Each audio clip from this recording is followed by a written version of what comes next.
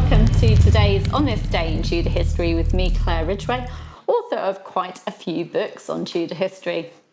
Now today I'm taking you back to the reign of King Henry VIII, which was a very eventful reign. For on this day in Tudor history, the 23rd of October 1538, Thomas, Prior of Christ Church, Canterbury, wrote to Thomas Cromwell, Henry VIII's chief advisor. Here is a record of this letter. Thanks Cromwell for his letter received by his servant John Anthony, allowing the writer to keep his present lodging for life. It is but a poor thing, but nigh the church and a place he has long continued in. Here's from Anthony that Cromwell will also be good lord to him in matters concerning his living. Knows not how to help himself without Cromwell's favour, without which he'd rather die than live, if it were God's pleasure. Now, as well as being the King's chief advisor and master secretary, Thomas Cromwell was Vicar General, the man who is in charge of the dissolution of the monasteries. Here in this letter, Thomas Goldwell, Prior of the Monastery of Canterbury, Christ Church, is thankful that although his monastery is going to be dissolved, he's able to keep his lodging, and he's also hopeful of having some financial support. Now, before I tell you what happened to this particular monastery, let me explain a bit about the dissolution of the monasteries. By the 1530s, when King Henry VIII broke with the authority of Rome and made himself supreme head of the church in England, the monasteries were among the greatest landowners and had also become incredibly wealthy due to their role in the wool trade and their land holdings. Some abbots were not using this wealth for the benefit of the local people. They were living the high life and breaking their vows. Their hypocrisy, debauchery and corruption was causing outrage. So, in 1535, Henry VIII ordered Thomas Cromwell to organise visitations of religious institutions to gather any evidence of irregularities and abuses. There was, however, an alternative motive, an ulterior motive. Henry VIII wanted money to fund his campaigns, money which his kingdom, which was a little bit in debt, just did not have. By dissolving the monasteries, not only could he get his hands on the church's wealth, he could punish those who'd opposed his supremacy, eliminate further opposition, and bribe people's loyalty with land and money. And his propaganda machinery could make it seem like he was getting rid of hypocrites who were preying on his people and living lives of luxury and sinning while the people they were meant to be supporting suffered. Of course, these visitations uncovered all sorts of abuses, as they would. Some were true, but many were made up. This so-called evidence was an excuse for the subsequent dissolution of the monasteries, which began in 1536 with the dissolution of the smaller monasteries, those with fewer than 12 members and worth less than £200 per year. These monasteries were closed, their heads pensioned off, and their members became secularised or moved to larger monasteries. The monasteries themselves could be used for building materials and the land sold. The 1536 dissolution of these smaller monasteries, the lesser monasteries, wasn't enough though. And in 1539, the larger monasteries were dissolved. Now let's go back to Prior Thomas Goldwell, who wrote that letter to Cromwell on this day in 1538. What happened to him and his priory? Well, Christ Church Priory, one of the largest Benedictine monasteries in England and Wales, was an obvious target for Cromwell and the king.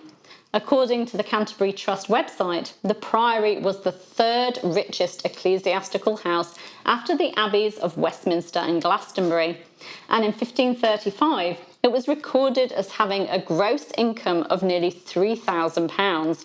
And there was also the fact that it brought in money from pilgrims coming to make offerings at the shrine of St Thomas Becket. In November 1535, following a visitation, complaints were made by some of the monks at the priory against Prior Thomas Goldwell. They said that while he'd accused them of not living according to the rules of St Benedict, that he was disobeying the king's injunctions in regulating their diet, and that he retains 6 persons under 24 years of age in the monastery against their will, etc. He is avaricious and pretends to be poor, but of late, as God would, his treasure was disclosed besides that which was consumed by fire. Other complaints made against the prior included him taking a collect for the Bishop of Rome by name of Pope, contrary to his oath and to a law made in that behalf, leaving out jewels and plate from the official inventory taken of the monastery's wealth, and accusations that he'd murdered monks. Oh, and interestingly, when the priory and cathedral were visited by Richard Leighton on behalf of Cromwell in October 1535, Leighton was nearly burnt in his bed by an outbreak of fire. Dissolving the monastery was first talked about in 1538, hence Prior Goldwell's letter, and 2 months before Goldwell's letter, the shrine of Thomas Becket at the Prior's Cathedral had been destroyed on the orders of King Henry VIII, and 26 cartloads of gold and silver were taken from it to London. In 1539, some of the priory's landholdings were exchanged with the king. Then, unsurprisingly, the priory was dissolved in 1540, with its prior being given a pension of £80 and lesser pensions being given to those monks who were not retained for the new cathedral. Okay, so there were clearly some abuses at this priory, as there were with some of the other monasteries, but surely those could have been tackled without dissolving them. Not only did the landscape of England and Wales change forever, with these once beautiful buildings being ransacked and falling into ruin, but many books and manuscripts were lost forever. Then there was the social aspect. These monasteries had employed many people as servants, but also as tradesmen and artisans, so these people were now unemployed or had lost valuable commissions. Then there was the fact that the monasteries had been the social welfare system of the day, feeding the poor, acting as hospitals, schools, care homes, orphanages. So there was a rise in the number of beggars and vagrants, a growth in crime, and a reduction in care for the elderly, sick, and mentally ill. It really was an awful situation. So not only was beautiful architecture destroyed by Henry VIII's policies, but also history, literature, art, and social welfare for communities. If you've ever read Ken Follett's wonderful Pillars of the Earth series, you'll know just how integral these monasteries were in communities. It's so very sad. In tomorrow's On This Day video, I'll be talking about a lost colony. The colony of Roanoke and the latest thinking on what happened to its inhabitants. Please do subscribe. You can click just there, it's so easy to do. And hit the bell to be notified so that you don't miss out on that video. Also on this day in Tudor history, the 23rd of October 1570, John Hopkins, poet, psalmodist and Church of England clergyman, was buried at Great Waldingfield in Suffolk.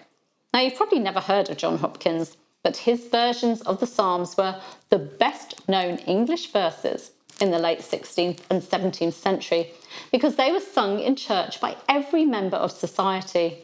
He was a clergyman and psalmodist, but also appears to have been a shepherd of sheep as well as men. You can find out more about him in last year's video. You'll find a link to that video in the description, so do check that out, please. Thank you for joining me. Do remember to give me a like and to leave a comment if you wish. I'll see you very soon. Take care. Bye-bye.